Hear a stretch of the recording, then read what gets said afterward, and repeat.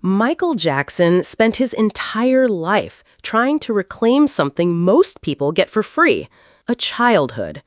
And weirdly enough, that might be the saddest thing this movie accidentally reveals. Because when most people think about Michael Jackson, they think about the gloves, the moonwalk, the screaming crowds, the music videos that cost more than small countries. But this movie, underneath all the glitter and stadium lights, it quietly tells a much darker story. The story of what happens when a child stops being treated like a human being and starts being treated like a product.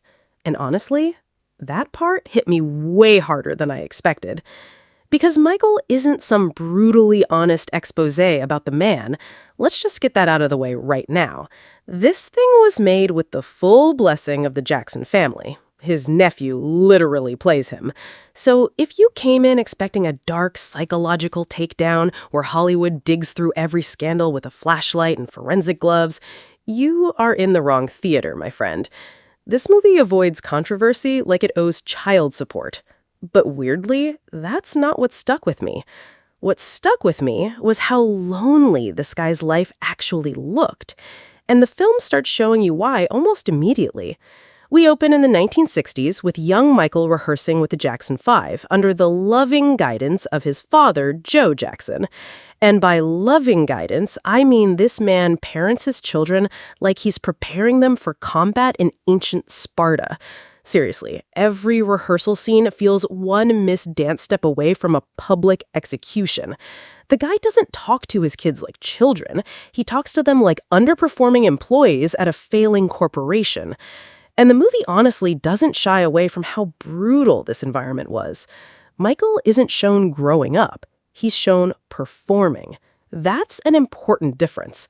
Because while other kids were out riding bikes and scraping their knees and doing dumb childhood nonsense, Michael Jackson was rehearsing for hours a day under a father who treated perfection like oxygen. And that creates the central tragedy of the entire film. The better Michael becomes at entertaining people, the less human he's allowed to be. And honestly, once you start looking at the movie through that lens, a lot of things suddenly click into place. His obsession with perfection, his social awkwardness, his desperate need to create fantasy worlds around himself later in life. Even the way he speaks in the movie feels emotionally frozen in time, like part of him never actually got older. And credit to Jaafar Jackson here, because this performance could have gone horribly wrong. Impersonating Michael Jackson is basically one step above trying to impersonate Darth Vader or Elvis. Everybody already knows the voice, the movements, the expressions. One wrong move and the whole illusion collapses instantly. But somehow, he nails it. Not just physically either, emotionally.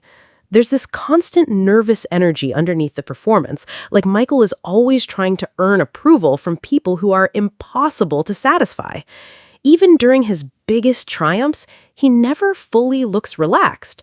And honestly, that's probably the most believable thing about the movie.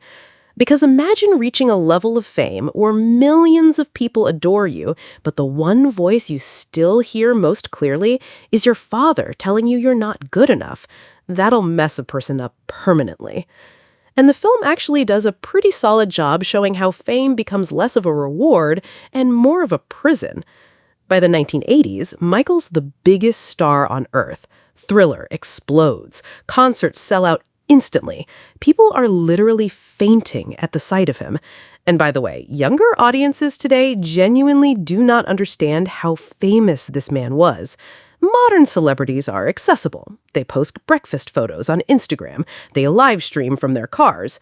Michael Jackson felt untouchable, like some mythical creature that descended from space once every few months to release another hit song. The guy wasn't famous. He was biblical. And yet the movie keeps quietly reminding you that none of this actually fixed the emotional damage underneath. Because success can distract you from pain, but it doesn't heal it. And that's where the movie becomes unexpectedly tragic. You start realizing Michael spent his whole life trying to build the childhood he never had. That's what Neverland really was when you strip away all the tabloid headlines and media hysteria. a giant fantasy world built by someone trying to recreate innocence after losing it too early. Now, obviously, the movie doesn't go deeply into the controversies later in his life, which may be reserved for part two. It very carefully tiptoes around that landmine like a guy carrying nitroglycerin across an ice rink. But in a strange way, avoiding those events actually makes the emotional tragedy stand out even more. Because the film becomes less about defending Michael Jackson and more about understanding how somebody becomes Michael Jackson in the first place. That's the smartest thing the movie does. It doesn't ask you to see him as a saint. It asks you to see him as damaged. There's a huge difference there. And look, structurally, the movie still falls into all the usual biopic cliches. You've got the rise to fame montage, the emotional breakdown, the inspirational concert scenes, the dramatic arguments, the triumphant final act. It's basically hitting every checkbox on the Hollywood biopic bingo card. But because the emotional core actually works, you forgive a lot of that stuff. I think that's why audiences connected with this movie so strongly, while critics stayed more divided. Critics were looking for investigation. Audiences were looking for emotion. And the movie absolutely delivers on emotion, especially if you grew up listening to Michael Jackson. Because whether people want to admit it or not, his music is stitched into pop culture permanently. You hear those songs and instantly remember where you were. That kind of impact doesn't happen by accident. But this movie also quietly reminds us that creating art at that level often comes with a brutal cost. The world got a legend, but the man himself lost almost everything trying to become one.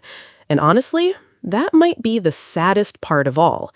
Because by the end of the film, you don't really walk away thinking about Michael Jackson, the superstar. You walk away thinking about Michael Jackson, the kid. The kid who was never allowed to fail, never allowed to rest, never allowed to just be normal. And maybe that's why the movie lingers in your head afterward.